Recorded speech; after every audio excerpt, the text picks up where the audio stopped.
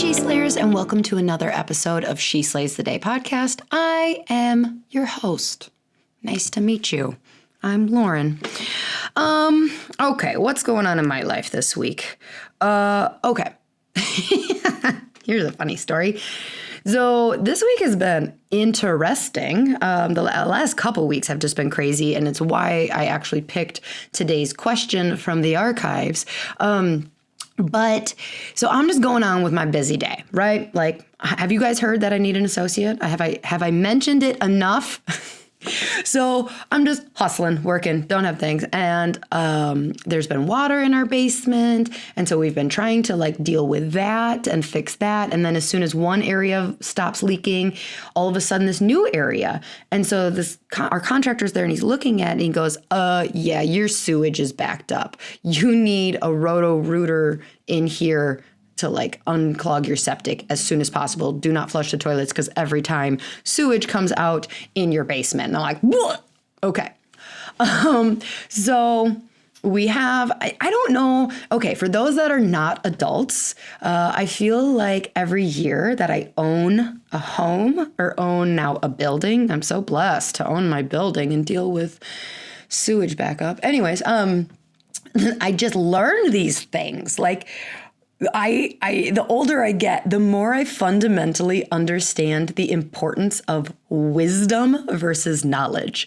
You know, you ever talk to like your dad or your mom and they bring up like, oh, well, make sure that you check the springs on your whatever because those go rusty. And then you look on your whatever and the springs are rusty and that's a problem. And you're like, how did you know that? And that's wisdom because one day they had rusty springs. I don't even know what I'm referencing in that point. I just pulled that thing out of my butt. So we get the Roto-Rooter guider in there, and they're down there doing their like septic thing.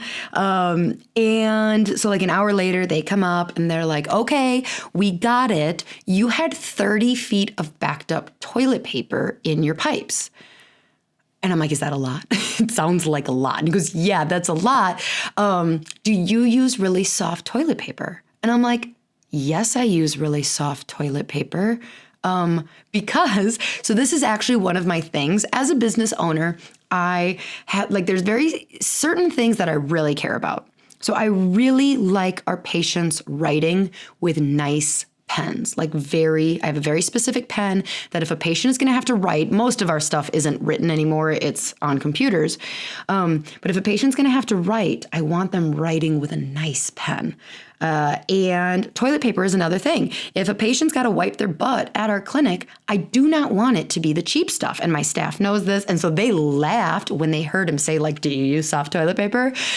And he's like, oh yeah, you can't do that because as a clinic, you don't flush enough water through. So because we don't have a dishwasher or a shower or a washing machine, every time water goes, it's with toilet paper, and apparently that's bad.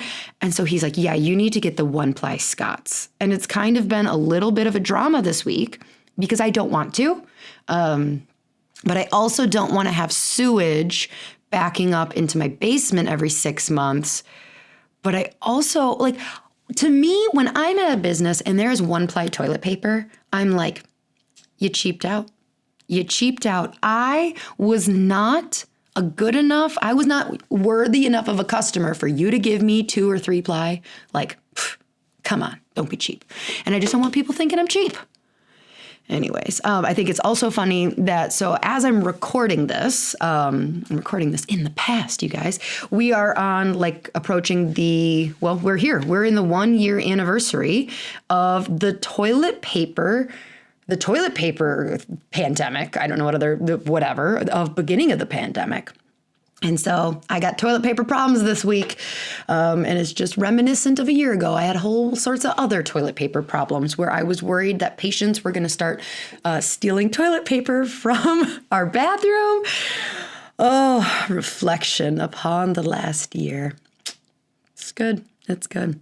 Okay. So let's go into our listener highlight. Today's question, the question starts with the highlight. So I'm actually going to, don't freak out. I will get to the prayer, but I am going to go into the question, or the highlight and then straight into the question, and then we'll pray, and then we're going to break this down. So this highlight comes from Casey S. and it says, "Hey Lauryn, thank you so much for this podcast. It has been so helpful listening to another female chiro go through so many similar life experiences me. Thanks to your podcast, I've also fallen in love with the Enneagram and still not 100% sure if I'm a 9 or a 2, but I'm leaning towards a 2. That leads me to my actual question." So there was her highlight. She said, thanks. Thanks, Casey. You're welcome. Okay, so that leads me to my actual question. I've been in practice for 6 years now and have done a lot of work with marketing and outreach in my town to build what I consider a pretty stable, cash-based wellness clinic. Obviously, I always want more patients, but am pretty content with where we're at numbers-wise. I don't have an associate, so it's only me doing all the adjusting and marketing. I find that as a possible Enneagram 2, I really struggle saying no to things that come up, whether it's if I'm willing to volunteer for my kids' sports team or be on a nonprofit board or speaking to Rotary Club about chiropractic. I'm pretty busy with life right now, and I feel like I just keep saying yes to everything, and that maybe my life would be easier if I started saying no. She puts a question mark there.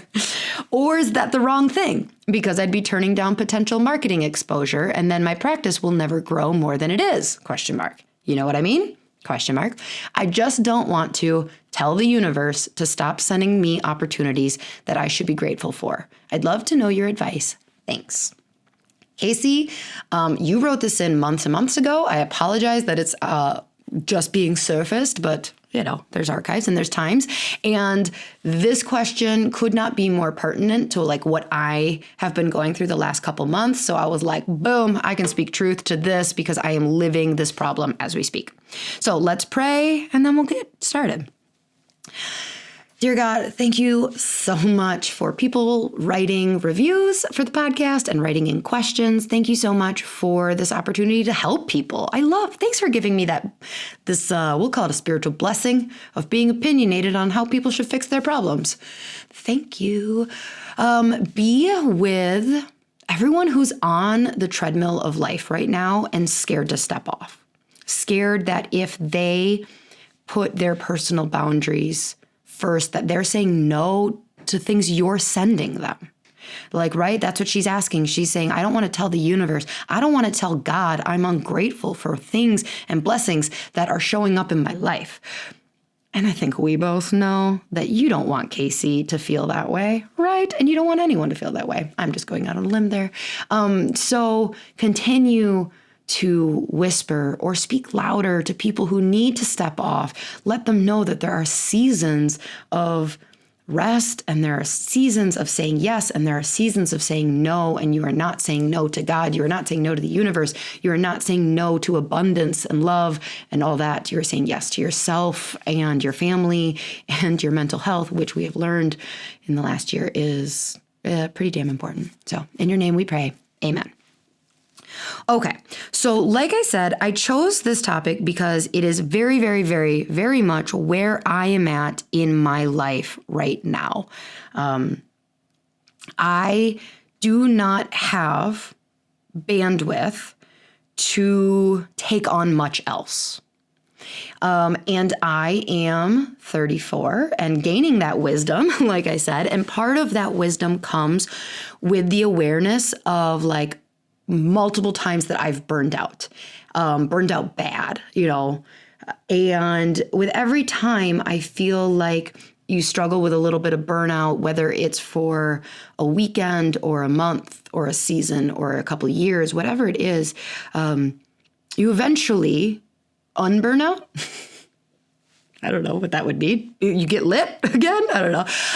And you get back. You get back into it, right? And I think it's interesting timing to answer this question with us being around, we're past the 1-year mark of the pandemic. And as chiropractors, I don't know if you guys feel this, but like I never stopped. And I'm grateful for that. I am so eternally grateful that I never had to shut down my business. But when I talked to, like, there's this essence of like all these jokes about like watching all of Netflix and never getting out of sweatpants and like what the year has been like for some people. That hasn't been my experience. I've had to work harder and harder. And, coming out of this, like, I'm tired. I'm really tired, and realizing that I need to rest and I need more hands. And so I've had to say no to many things that I've not wanted to say no to, probably for the last 3-4 months now. And it's awkward because, like, honestly, some of you listening, I might have had to say no to you. And I guarantee you it made me squirm and I didn't like it. Towards the end, when I'm talking about like how to say no, you'll be like, oh, she fed me that line. I'm sorry. I love you. But having personal boundaries is something that we're all trying to do better at, right? And I know you're not supposed to say sorry about having healthy boundaries, but here I am saying sorry about it. So I think, you bring up the Enneagram. We'll talk a little bit more about that later. Thank you for bringing it up. But I don't think that it's necessarily a personality characteristic of feeling bad about saying no or not wanting to say no. I think that this is just a universal thing that people struggle with. Saying no is difficult. Now, it depends on why, right? Like, that's why I love the Enneagram, because it's not the behaviors, it's the motivations. So like the behavior of, I don't like saying no to people, that's universal. The motivation behind why don't you like saying no, I think is really important. And in order for you to do some of this work, I think, yes, knowing your Enneagram is helpful, but like you don't need to really ask yourself like, why? And just keep peeling back layers of like, why does that make me uncomfortable? Well, so for instance, if you're an Enneagram 1, you might feel uncomfortable that like, or if you're a perfectionist, you might think that if you say no, they're going to turn to a different chiropractor or a different mom to do that. And they're not going to do as good of a job. You know that you would just nail it. And like, you just don't trust that somebody else is going to do as good of a job.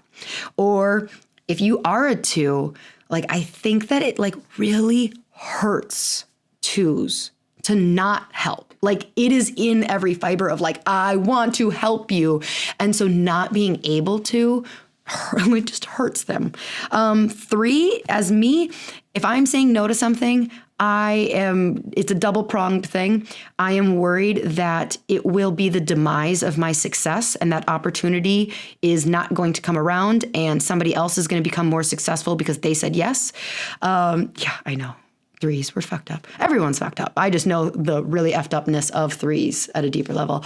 Or I'm worried you're not going to like me, because 3s need everyone to like them. So if I say no, are you not going to like me? Because then what's going to happen is if you're not going to like me, you're not going to come to my clinic and get adjusted. And then again, I'm not going to be as successful. If you're a 9, you're upset about like the harmony. If you're a 7, you have a fear of missing out on that opportunity. If you're a 6, maybe you're worried that that's the wrong choice. And then, that opportunity is never going to come back again. And like, 6s are always worried about security and making the right. So whatever it is, I didn't cover everyone, but like ultimately understanding, why are you afraid to say no at the deepest level of your uniqueness is going to be helpful later when you do have to start saying no, because you're going to have to like mentally talk yourself out of the crazy. And not out of the crazy. I don't want to call you crazy, but you know what I mean. So when I read your question, I think that you deserve applause first and foremost for your awareness and your boundaries. Like your awareness that you slip up a little bit when you say, obviously, I always want more patience. Wait, is that obvious? Like to me, that sounds a little like, and maybe you are a 2 wing 3, where like you're afraid to say like, no, I'm actually content with where my business is at, and I don't want to grow at this point. Because I think that's kind of what you're saying, but then you slip in like, oh, no, I always want more. And it's okay to be very content. Like, it's okay to be content. You know, the other area where women do this is, well, obviously I'd like to lose 5 pounds. Why is that obvious? Why, like, it's okay to just be really content. And so I think your awareness though of like, I keep saying yes when I think I should be saying no. Applause. I don't want to mess up the sound on this that Kirby has to fix in post, but like, good job. That is great. This is huge. And so many people never even get to that point, or maybe it takes a long time for them to get to that point where they're like, hey, I'm saying yes all the time, and I don't think that's the right decision for my life. How do I say no? And then just those boundaries around your personal health, your mental health. I love it. So when I do read it, though, I do think that it sounds like you're uncomfortable with the concept of stepping off the treadmill. So I mentioned this in the beginning a little bit of this hedonic treadmill that is, I believe, I don't know, I'm just going to say a very first world problem. It is the idea that like, yeah, your house may be fine, but it could be bigger. Yeah, your kitchen may be great, but it could be more open. Thanks, Mom. I do actually really love my open kitchen. You take trips, but you could take more. Yeah, you have a treadmill, but it could be the Peloton treadmill. Like, it's just, yeah, you ran a half marathon, but you could run it faster. You could see more people. You could have more associates. You could. And so I'm pretty sure this idea of just consumerism, you could have more. You would be happier if you had more. And that chasing of more is this hedonic treadmill. And we get trained for sure as chiropractors and entrepreneurs of like in the beginning, you mentioned that for 6 years now, like you've been marketing and outreaching and you've done work to get to a stable place.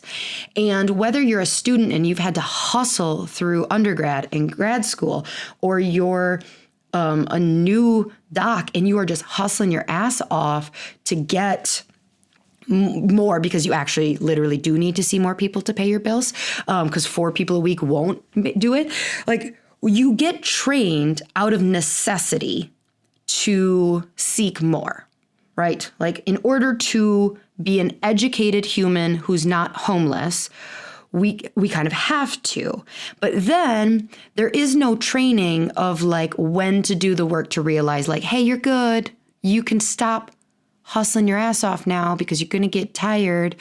So I really hear that you've been working a lot and you've gotten to a place and you're a little nervous. You're a little nervous as to what it means if you were to sit in your awareness, in your conscious awareness with yourself and go, do I need more? Do you need more speaking opportunities right now? Like, I mean, I guess nobody's really speaking, but like, it's okay to put opportunities or these things that you're saying no through this lens of, is it okay? Like, do I actually want that?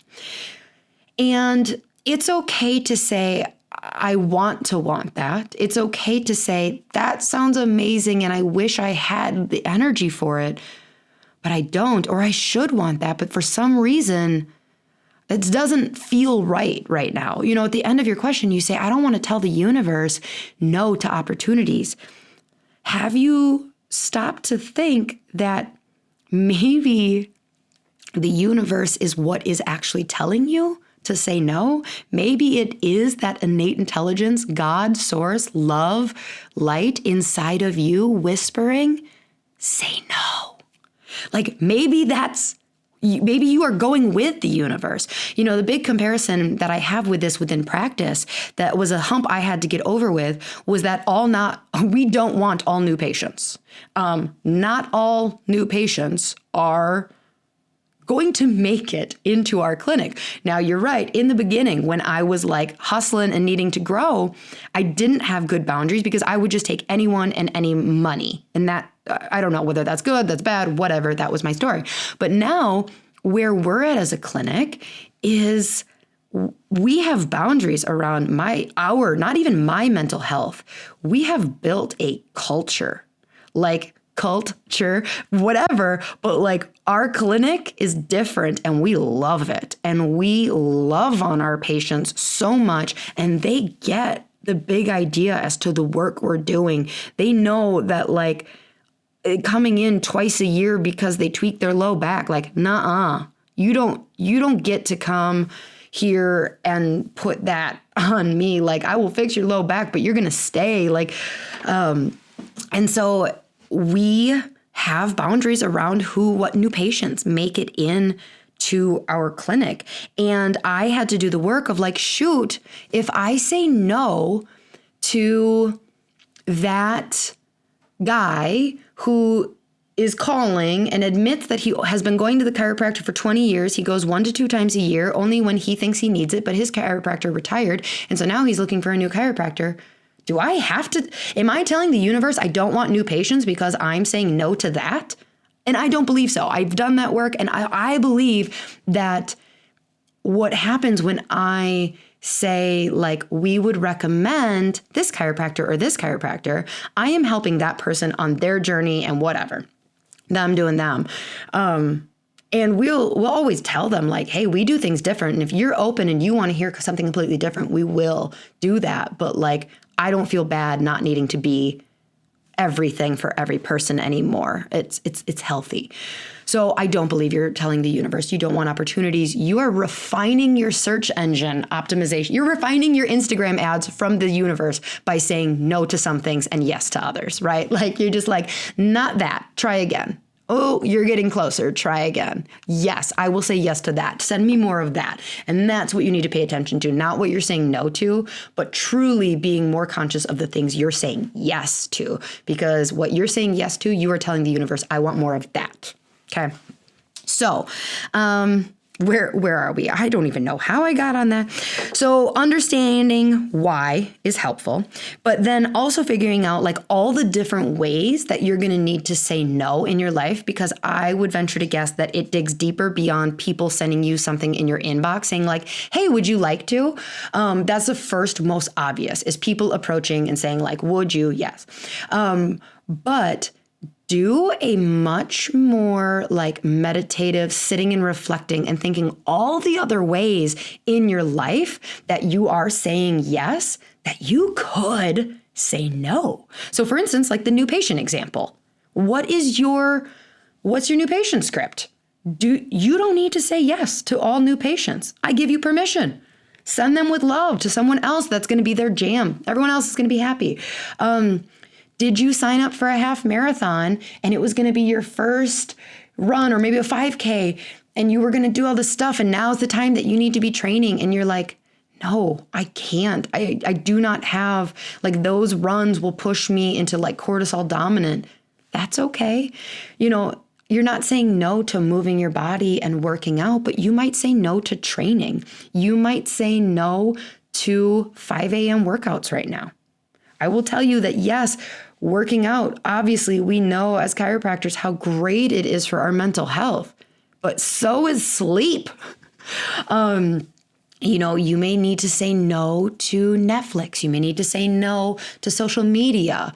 So like, figure out way past just people coming and being in your face of like, hey, will you do this for me? All the different areas you could say no. Because when you have it all out in front of you, some are going to make you much more uncomfortable. Like some you'll be like, oh, heck yeah, I will gladly start saying no to that. And then it might give you a little more bandwidth to say yes to the things that you're like, well, I don't really want to say no to that. So do some reflection there and like how you can say no, say yes, continue refining, because you don't need to say no to everything, right? Like, you want to tell the universe, I want more stuff like this. Saying yes to things that fill you up instead of like the things that drain you. And again, just to recap, it's hard because at certain periods of rest, and this is what I'm hearing is like, right now, you just need to rest, girl. Like, that does not mean that you're going to rest the rest of your career. Like, it's okay to say like, hey, I'm cool right now. That doesn't mean let's say you're seeing 100 people a week. If you're seeing 100 people a week, that doesn't mean that you're like, all right, I guess I'm saying I will just be this the rest of my life. Like, no, it doesn't mean that. It means that like maybe right now you're content with that. And then organically, what's going to happen when you just spend this time resting and recovering and stepping off that treadmill, there's going to be a day, a couple weeks from now, a couple months from now, it might be a year or two from now. And I'm giving you permission for it to take that long. Okay? Please, like, just do what you got to do, because one day, without you forcing it, you can try and force this. You can try and force yourself through rest. And I know there's quite a few people listening who need to hear this. You can try and force the rest and recovery process, but you cannot. You will get back on the treadmill and you will fall off almost immediately. And you'll be like, oops, tried to force it. So what will happen is one day you will just be going on with your badass self and you'll see that treadmill all dusty over there. And you're like, you know what sounds great? A run. I want to wake up. I'm going to set my alarm early to get up and get on that treadmill. So what that looks like is it literally may be a treadmill in this scenario. Maybe you get a spark for a course for pregnant patients in your area. It is that alarm, when that alarm goes off for you to like, because you're going to have to wake up early to find extra time to do this, you are going to be excited. You're going to wake up, you're going to pour yourself coffee, and you're going to be like just filled with so much energy to pour out this course. Yay, it's going to happen. But forcing it, and sometimes you don't feel like going to work and you got to go to work because, so you got to force a lot of things in life. But what I'm telling you is look at that list of things you're saying yes and you're saying no, you want to say no to, and how many of them are you forcing? And you don't have to force them right now. Like, you can just trust that with rest and recovery will come a renewed energy, a renewed passion, a renewed motivation to go to that Rotary Club and be like, let me preach about how amazing chiropractic is. Okay? Because you showing up, let's talk about manifestation for a second. I've had this conversation a little bit with like, can you, like if you're doing a detox, how did I bring it up? I don't know. I believe so much behind the manifestation and the intention and the motivation of the actions you're doing. So for years, so many people cannot lose weight despite them doing tons of exercise. Do you love what you're doing?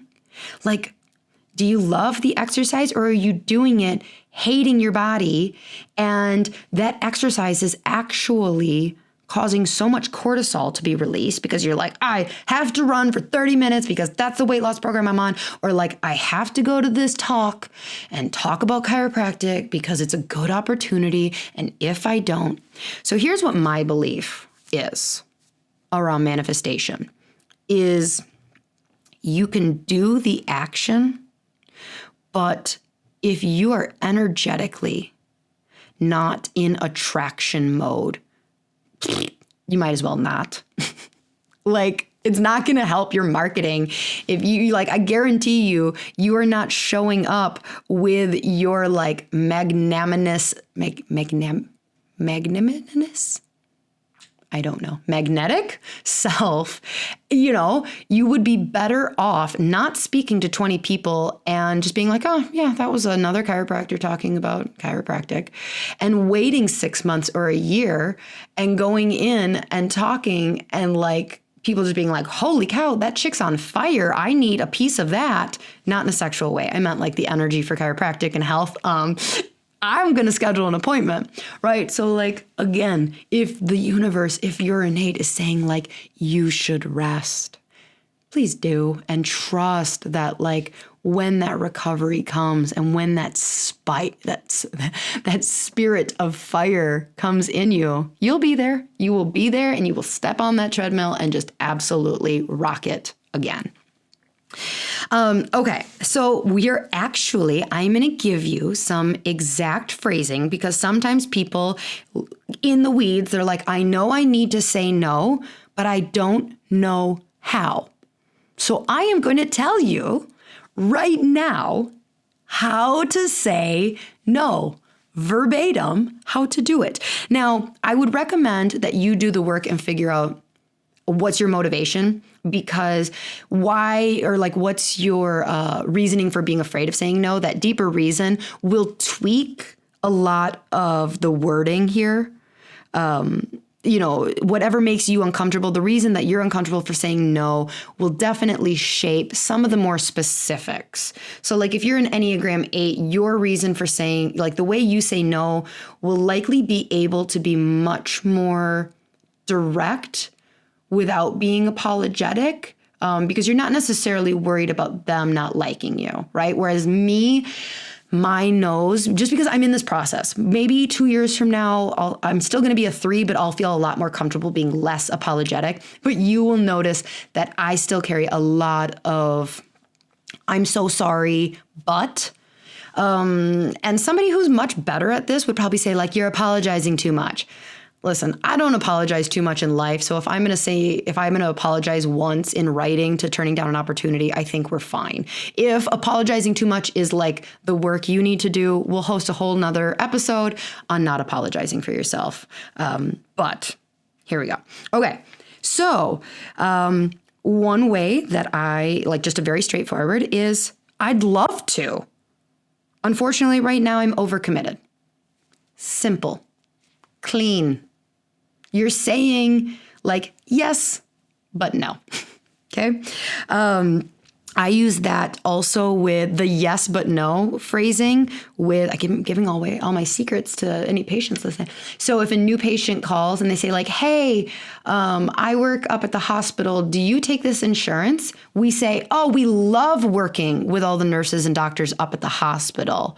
What we do instead, it's no, we don't take your insurance. So we don't go, no, we don't take your insurance. We go, yes, we love that. But what we do instead.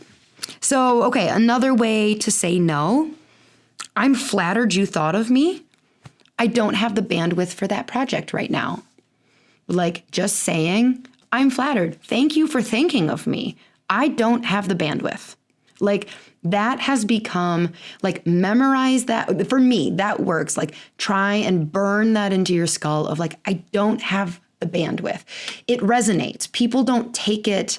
A lot of people are worried about saying no because they don't want to reject others. People don't take it personal when it's like, it's very clear of like, it's not you, it's me. So I don't know, maybe if I had an ego, like if that makes your skin crawl going, oh my gosh, admitting that you don't have the bandwidth, I love you, but I think you have some work to do on like being perceived as weak, and that's okay. But I don't think that's one thing I don't think you should say sorry for, is admitting that you can't take on everything. Admitting that you have a finite cup that overflowingeth. I don't think that's something you should say sorry for, because you're being human. So saying like, I don't have the bandwidth. Another way to say no is, what a great idea. I don't think I have the perfect skill set or knowledge for that. Have you thought about asking so-and-so? So like as a chiropractor, it can be very conflicting if I've had an opportunity before where I've had someone say like, a lot of our nursing home residents would love to get chiropractic. Their Medicare would cover. Would you consider coming and doing, on site? Now it's hard to say no, like especially back in the beginning where it was like, oh man, there's like 40 people there. I could get like 40 adjustments in like 2 hours. I actually don't know if that math works out. I could submit to Medicare, but I'm not good. Like I don't have, like I would just use the activator. Like I know I'm not the right person for that. And so what an amazing opportunity for those nursing home residents. But I don't think I'm the right person. And so I was like praised on that person. I love that you are putting the residents first, and that is such a cool idea. Please don't let that drop because I'm unable to do this. You know who I think would love it is, and just redirect. Okay, another simple, just like I've got a full plate right now. I have to finish some projects that I've already started before I can take anything else on. And then with that, another approach that I've just started is this time sensitive? A lot of people, when they are reaching out for opportunities, sometimes it's clearly time sensitive. We need someone to come talk at this Thursday's career fair. Those are obviously time sensitive things. But what I'm learning is like those things of like, hey, have you ever thought about offering yoga for the teachers in the morning? Like so-and-so who would be the person to say yes to it, like would really love it. We're looking for something, like whatever. It's okay if you're like, oh gosh, I really want to do that. But they want me at 6 a.m. on Wednesdays, and I don't think I can swing that right now. But you don't want some other person to have that opportunity because you really want it.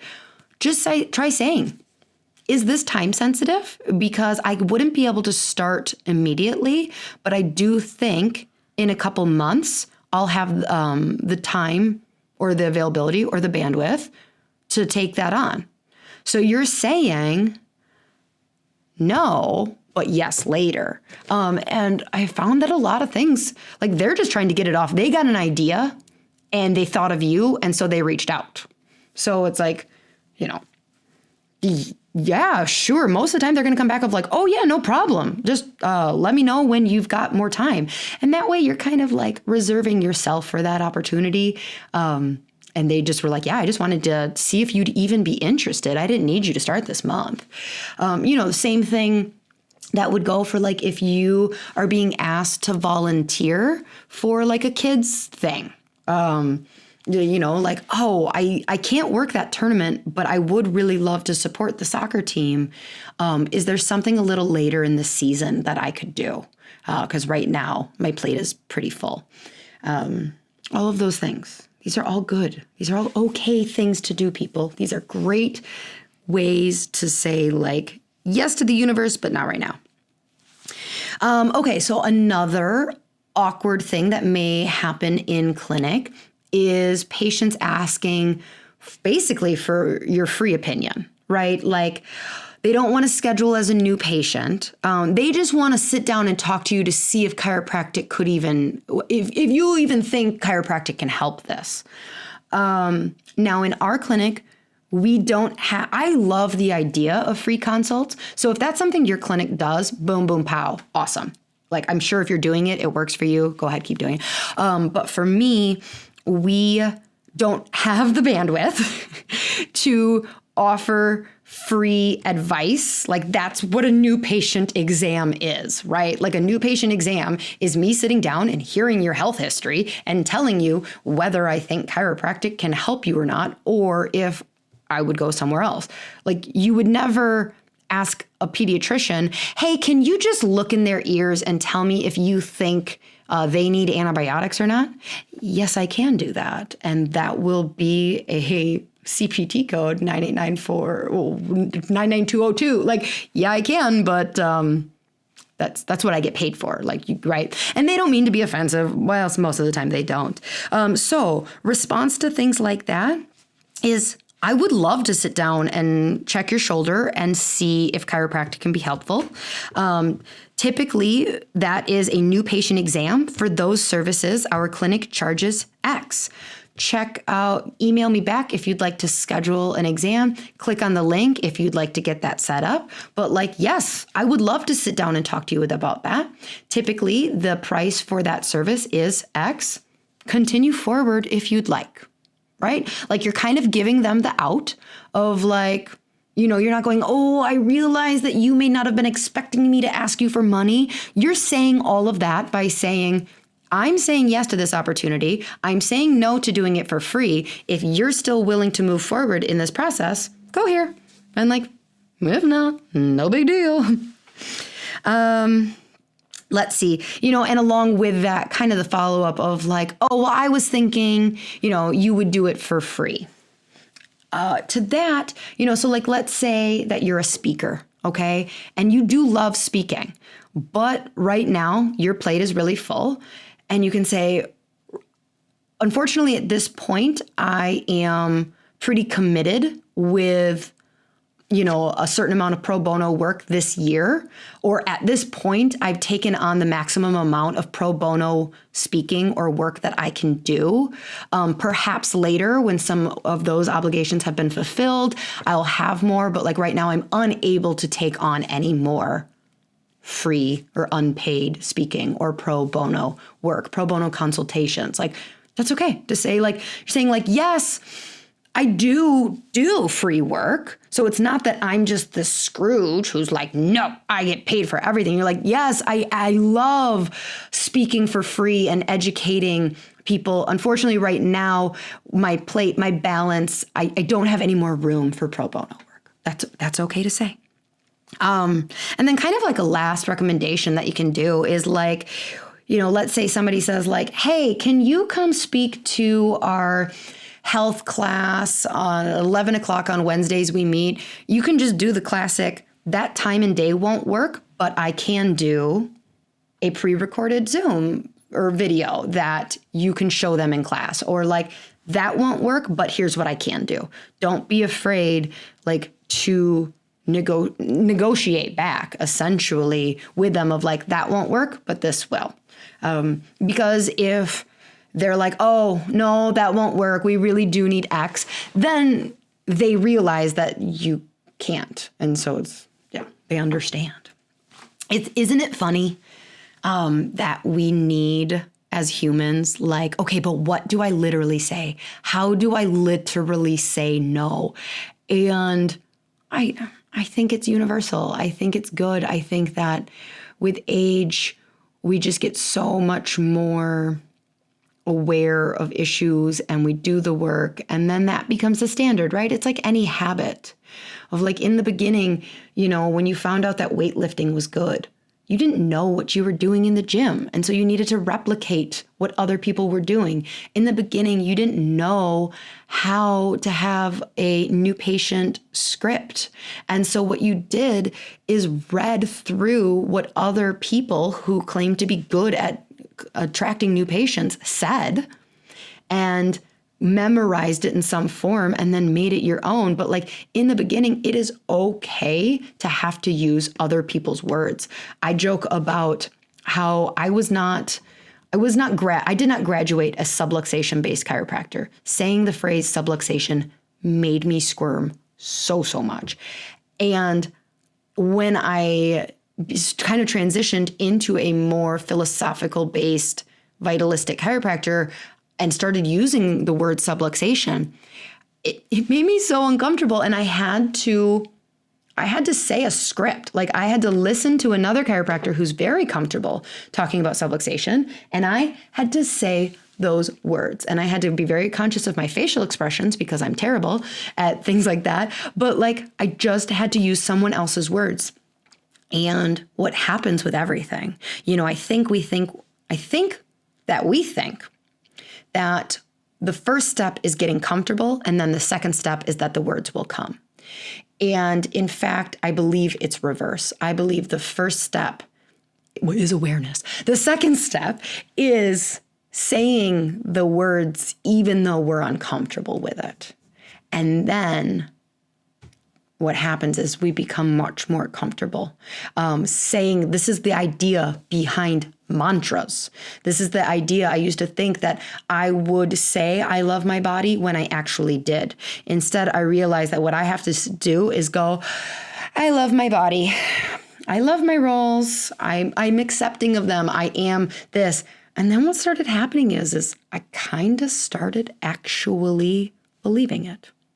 So, Casey, you go, girl. I am so proud of you for what you have built. You deserve a round of applause for doing the work of getting to a clinic that is stable and you feel safe. I am giving you permission. You are safe. Step off the treadmill. It's okay to say no for a little bit and just trust that that is actually what the universe is asking you to do. Go with that energy of rest and recovery. Renew yourself and get your ass back on when you feel that the time is right. So, all right, She Slayers, I hope you liked this episode. I'll see you next week. Bye.